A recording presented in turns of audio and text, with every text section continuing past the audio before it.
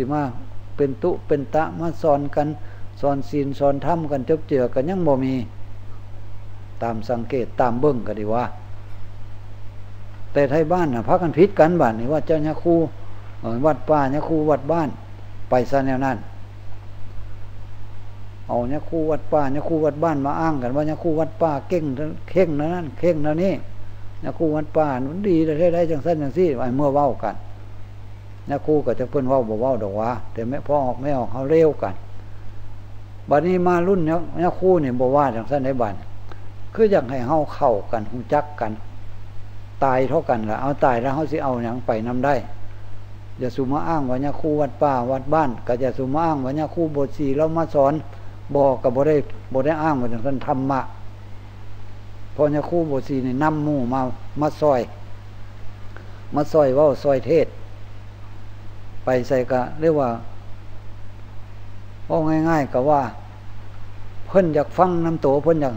ให้โตเป็นผู้ไปพาเฮ็ดพาทำญาคูก็เฒ่าซ้ำนี้ก็อดไปลังเทื่อก็บ่ได้เทศจักความดอกมันเป็นหยังมันบ่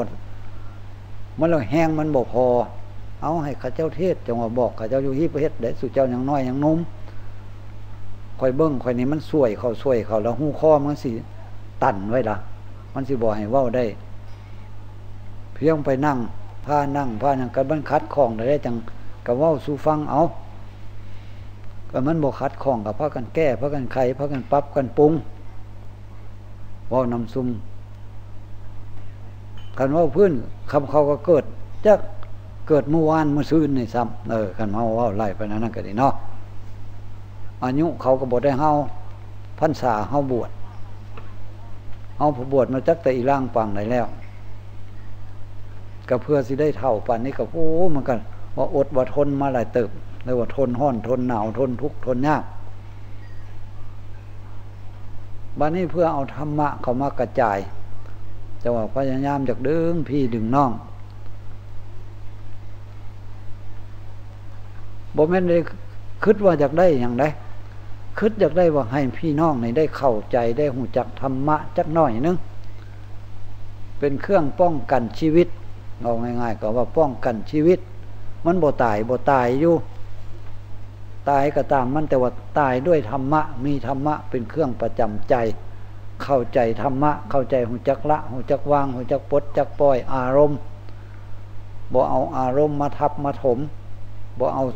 สมบัติพัสถานภายนอกนี่มาเหยียบย่ำมาหัวใจเกินไปให้มันป่งมันปล่อยได้แล้วพอเฮาหูจักป่งจักปล่อยมันก็ต้องได้เฮียนได้ฝึกได้เว้ากันสู้กันฟังหลายตลบหลายเทื่อมันจังคิดสวดนำกัน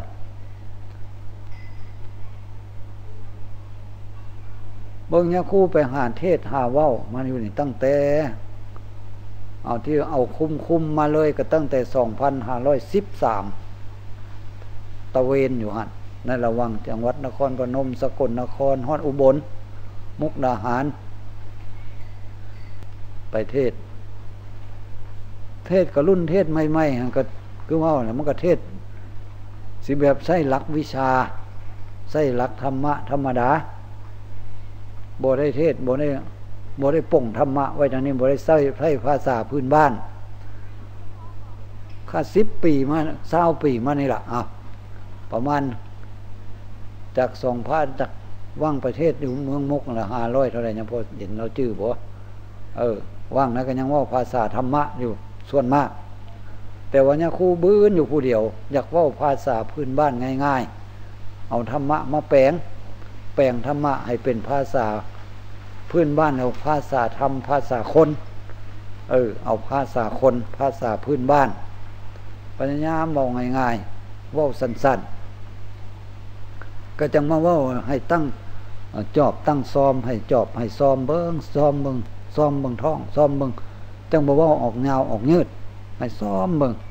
กายซ้อมเบิ่งใจเฮาผู้เจ้าบ่ให้ไปเบิ่งผู้อื่นบ่ให้หยังมันหยังเพราะว่าแม่นหยังมันครบอยู่ในว่าเฮาซ้อมเบิ่งนี่แล้วศีลสมาธิปัญญามันก็เกิดอยู่ในนี่ฮ้อนบ่ว่าฮ้อนว่าสติปัฏฐานจังซั่นจังซี่ แบบอันนี้คู่มากเราเทศเนี่ยเทศหลักวิชาการเว้าแล้วก็จำแก้มอยู่ผู้เฮียนก็ยังบ่ฮู้เมื่อซ้ำแต่ว่าคันฟังเข้าใจแล้วมันได้กว้างไกลแต่ว่ากระบ่นอกเหนือไปจาก2-3ความที่ยาคูเว้านั้นให้ตั้งใจจอบใจซ้อมเบิ่งอารมณ์เห็นแล้วก็ให้สักแต่ว่าเห็นเห็นแล้วก็ยาเห็นแล้วก็ยาบ่ให้ตามอารมณ์ที่เฮาเห็นบ่ให้ตามอารมณ์ที่เฮาคิดบ่ให้นำความคิดตัวผู้เจ้ามันคิดไปแล้วก็คิดน้อยแล้วก็ให้ยาพยายามเว้าให้มันสั้นๆลงมันจังเฮ็ดเป็นคันเฮาเว้าสั้นๆนี่ก็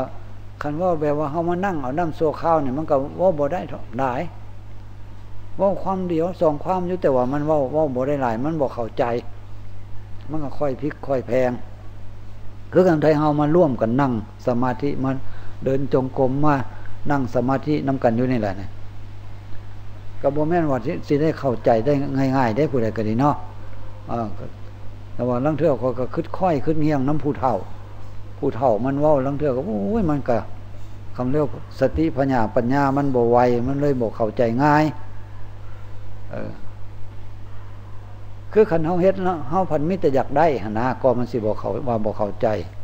มันมีแต่คิดอยากได้อยากให้เป็นกันเพิ่นให้เบิ่งพองยุบก็อยากคุมให้อยากให้มันเป็นให้มันได้เอาว่าแล้วกูจังลางเทื่อก็ยกเรื่องนิทานตาเสียงเมี่ยงขึ้นมามันบ่ได้แล้วก็เอาเบิ่งอันอื่นซะก่อน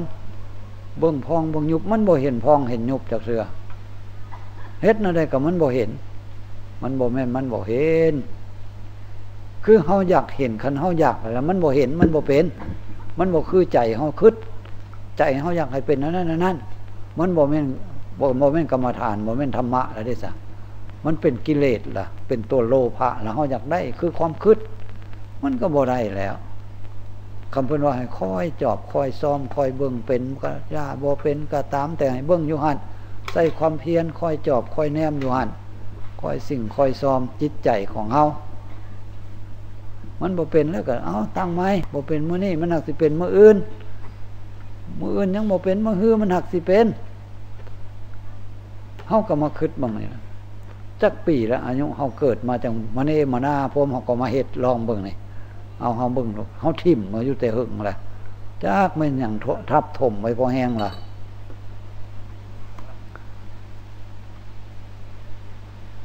สารพัดแนวทับแนวถมมักหัวใจเฮาสิมาอ้อยปั๊บใส่พองหนอยุบหนอให้มันเห็นพองหนอยุบหนอมันบ่ได้แม่นง่ายๆเด้เพื่อสิเฮาดึงใจเฮาขึ้นมาเพื่อสิเอามาคุมมาเบิ่งมาแปะมานี่จังว่าได้ค่อยเฮ็ดค่อยทำเฮ็ดใจเย็นๆใจสบายเพื่อให้มันเกิดให้มันมีขึ้นบัดนี้เฮาใช้ความภาคความเพียรความพยายามพี่น้องชาวบ้านชาวเมืองก็ได้ค่อยตลอดไปตลอดมาคันว่าในเรื่องพวกนี้คู่นี่พอบ่แม่นคนมักปากมักเว้าหลายได้ลางเทื่อก็ได้เนาะบ่แม่นว่านักสอน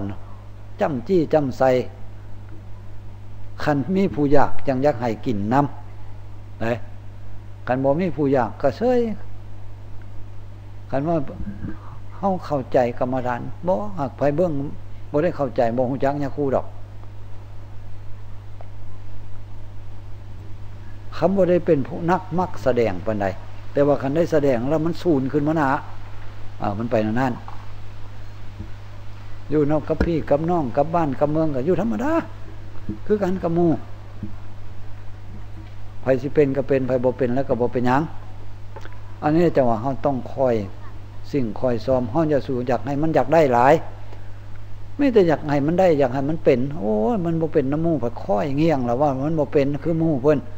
คำเฮาบ่เห็นน้ำกันใจนี่เฮาบ่เห็นน้ำกันดอก